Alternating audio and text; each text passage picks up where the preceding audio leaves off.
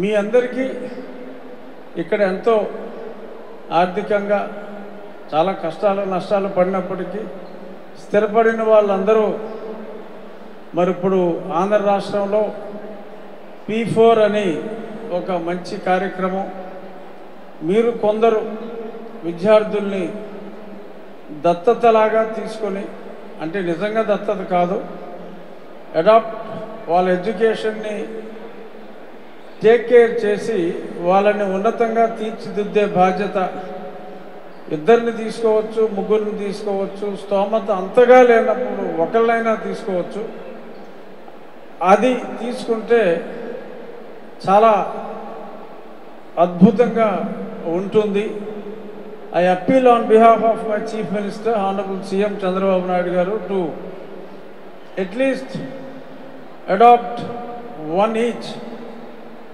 ఎందుకంటే రాబోయే రోజుల్లో మరి ఆంధ్రదేశం ఎంతో అభివృద్ధి చెందాలి అంటే మీ అందరి సహకారం ఎంతో ఎంతో అవసరం.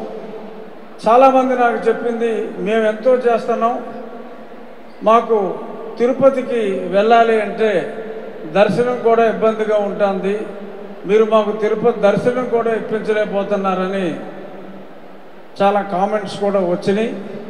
డెఫినెట్గా ముఖ్యమంత్రి గారితో మాట్లాడి ఎన్ఆర్ఐలు ఎవరైతే మాతృభూమికి ఏమాత్రం సహాయం చేసినా అంటే అలానే కండిషన్ పెడుతున్నట్టుగా కాదు ఏమాత్రం సహాయం చేసినా కూడా మిమ్మల్ని చక్కగా సకల మర్యాదలతో దైవ దర్శనం చేయించే బాధ్యత ఇక్కడ ఇంకా మా మంత్రి గారు మనోహర్ గారు ఉన్నారు ఇంకా చాలామంది రాజకీయ ప్రతినిధులు కూడా వచ్చారు.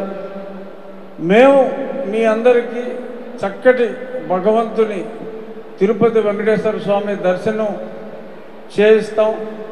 మీరు రండి చంద్రబాబు నాయుడు గారి P4 కార్యక్రమంలో భాగస్వామ్యులు కండి అని చెప్పి మనస్ఫూర్తిగా అభ్యర్థిస్తూ ఇంకా ఇంకా మీరందరూ మరింత పై స్థాయికి ఎదిగి మన రాష్ట్ర ఉన్నతికి పాల్పడాలని ముగించే ముందు ఒక చిన్న మాట ఆంధ్ర రాష్ట్రంలో కన్నా అమెరికాలో పిల్లలు చాలా స్పష్టమైన తెలుగు మాట్లాడుతున్నారు. భరతనాట్యం కూడా ఏ ఊరు వెళ్ళినా అక్కడి నుంచి ఆంధ్ర నుంచి పిలవకుండా ఇక్కడ విద్యార్థులతోటే అద్భుతమైన ప్రజెంటేషన్స్ చేస్తున్నారు.